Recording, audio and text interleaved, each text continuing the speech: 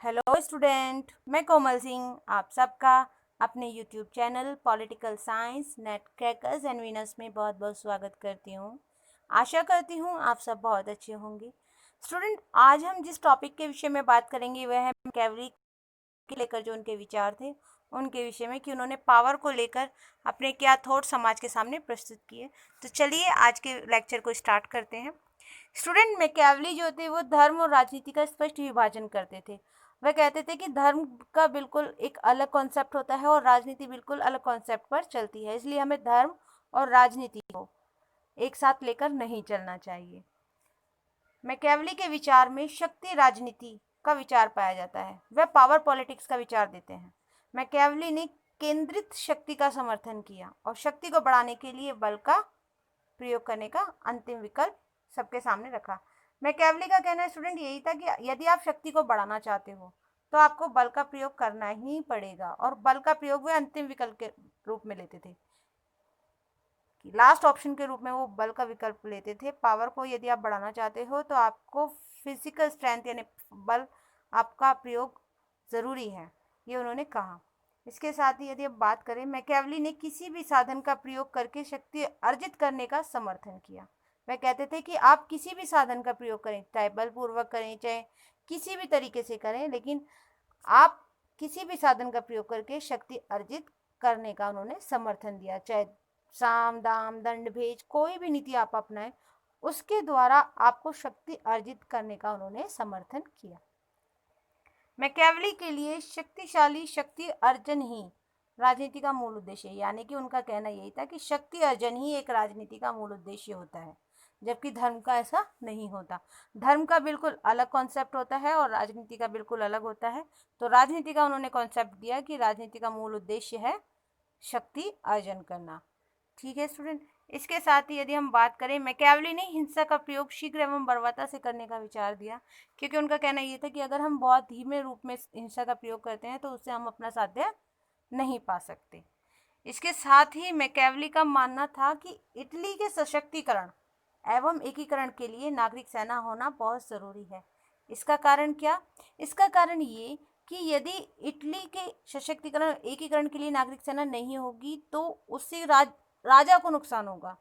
राजा को नुकसान क्यों होगा? क्योंकि मैकियावेली क्या करते हैं कि मैकियावेली चाहते थे कि वहाँ का जो राजा हो वो निरंकुश राजा हो, और निरंकुश जो राजा होता है उसकी जो नीतियाँ होती हैं वो कई नीतियाँ ऐसी होती हैं जो जनता को बहुत ज़्यादा प्रताड़ित भी कर देती हैं। ऐसी स्थिति में जनता क्या होती है कि विरोध करने की स्थिति में आ जाती है। तो जनता के विरोध को दबाने के लिए और राजा की सुरक्षा के लिए मैकियावेली का कहना था कि राजा के पास एक नागरिक सेना होनी चाहिए जो इटली के सशक्तिकरण एकीकरण के लिए और राजा और राज्य की सुरक्षा के लिए उसके पास होनी चाहिए। इसलिए उन्होंने नागरिक सेना का समर्थन किया। इसी के साथ यदि हम बात करें तो मैकियावेली के विचारों में आधुनिक राजनीतिक विचार का शुरुआती बीजारोपण पाया जाता है। उसने संप्रभुता, भाषा आधारित राष्ट्र राज्य, धर्मनिरपेक्षता व गणतंत्र जैसे राजनीतिक संबंधी विचार दिए। इसके साथ ही मैकियावेली ने शक्ति में नैतिकता के दो मानदंड दिए। नैतिकता को उन्होंने दो रूपों में माना। पहले रूप में उन्होंने कहा कि राजा पर कोई भी नैतिक मानदंड लागू नहीं होता। राजा पर कोई भी नैतिक मानदंड लागू नहीं होता, ये केवल आम व्यक्ति नैतिक मानदंड में बंधे होंगे। क्यों होंगे नैतिक मानदंड में बंधे होंगे? पहली बात कि राजा यदि नैतिक मानदंड में बंधा रहेगा, नैतिक मानदंड उस पर लागू रहेंगे, तो वह पूर्ण रूप से अपने राज्य के लिए कुछ कर नहीं सकता, क्योंकि कई बार ऐसा होता है नैतिक मानदंड के बंधनों में बंधे हुए राजा को ऐसी नीतियों का भी पालन करना पड़ता है जो उसके राज्य के लिए सही नहीं है। तो इसलिए वो मैकियावेली ने कहा कि नैतिक मानदंड केवल जनता तक सीमित होने चाहिए, आम जनता तक, ताकि वो जो है उनके कर्तव्यों को निर्वाह कर सके। एक राजा को चाहिए कि उस पर किसी भी प्रकार का नैतिक मानदंड ना हो, जिससे कि वह हर प्रकार की नीतियाँ बना सके अपने राज्य के उज्जवल भविष्य के लिए, अपने राज्य को शक्तिशाली बनाने के लिए। इसी के साथ ही यदि बात करें उनके दूसरे मानदंड की, तो उन्होंने कहा कि राजा द्वारा राज्य को शक्तिशाली बनाने के लिए किया गया कोई भी कार्य नैतिक होगा। यानी कि राजा यदि चाहता है कि भाई उसकी ये नीति लागू हो या वो नीति लागू हो, वो जिस भी प्रकार की नीति लागू करेगा वह नैतिकता के मानदंड में आएगी। कोई भी उसका विरोध नहीं कर सकता, चाहे वो बलपूर्वक की गई नीति हो या धर्म पूर्वक की गई हो या किसी भी प्रकार की नीति हो, साम दाम दंड भेद कोई भी साधन अपनाकर कोई भी बनी हुई नीति है वह नैतिकता के मानदंड पर खरी उतरती है, उसको ही नैतिक माना जाएगा। यानी कि राजा का निर्देश, राजा का आदेश ही सर्वोपरि होगा।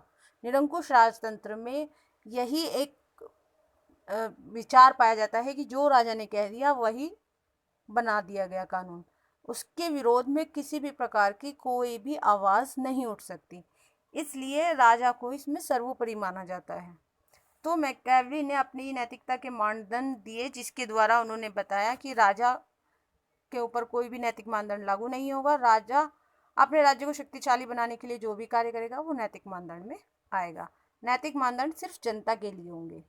ठीक है स्टूडेंट, तो आज हमने बात की कि मैकियावेली ने शक्ति के विचारों को किस प्रकार से समाज के सामने प्रस्तुत किया, वो शक्ति और धर्म को किस प्रकार से अलग रखते थे।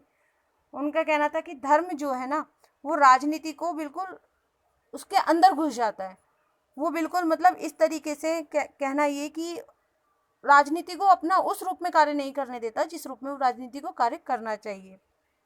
धर्म राजनीति पर इतना ज़्यादा प्रभाव डालता है कि राजनीति के टुकड़े हो जाते हैं, और जिसके कारण क्या होता है कि कोई भी जो राज्य होता है वो ना तो शक्तिशाली हो पाता ना वो एकीकरण में बन पाता है। इसलिए उन्होंने धर्म और राजनीति का बिल्कुल स्पष्ट विभाजन किया, और उनके विचार में इसलिए शक्ति राजनीति का विचार पाया जाए। इसलिए उन्होंने कहा कि एक शासन प्रणाली में, अगर हम इटली के रूप में देखें, एक शासन प्रणाली में उन्होंने राजतंत्र शासन प्रणाली को सर्वोपरि रखा कि निरंकुश राजतंत्र ही इटली के एकीकरण और सशक्तिकरण में सहायक हो सकता है, क्योंकि वहाँ की स्थिति ऐसी है, वहाँ पर सामंतवादी व्यवस्था है और सामंतवादी व्यवस्था से धीरे धीरे वाणिज्य की तरफ हो रही है। तो ऐसी व्यवस्था में जहाँ स्वार्थ, लालच और इस तरीके का व्यवस्था है, ऐसी व्यवस्था में निरंकुश राजतंत्र ही कार्य कर सकता है। इसलिए उन्होंने धर्म और राजनीति का बिल्कुल स्पष्ट विभाजन करते हुए शक्ति राजनीति की विचार को समाज के सामने प्रस्तुत किया, और उनके विचार में भी केंद्रीय शक्ति सर्वोपरि रही। तो स्टूडेंट, आज हमने मैकियावेली की शक्ति के संबंध में विचार पढ़े।